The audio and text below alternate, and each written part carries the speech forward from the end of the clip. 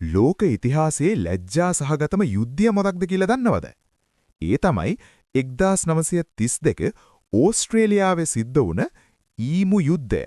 The Great Emu War. මේ යුද්ධයේදී රටක හමුදාව කුරුල්ලෝ රංචුවකට පෙරදිලා පලා ගියා.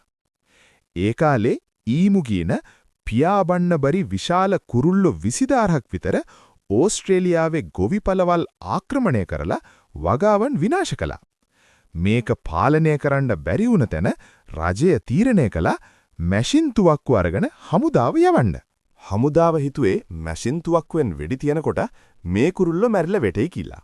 හැබැයි මේ කුරුල්ලෝ හරිම වේගවත් වගේම බුද්ධිමත්. වෙඩි තියන්න හදනකොටම උන් පොඩි කණ්ඩායම් වලට බෙදිලා විවිධ පැතිවලට දිව්වා.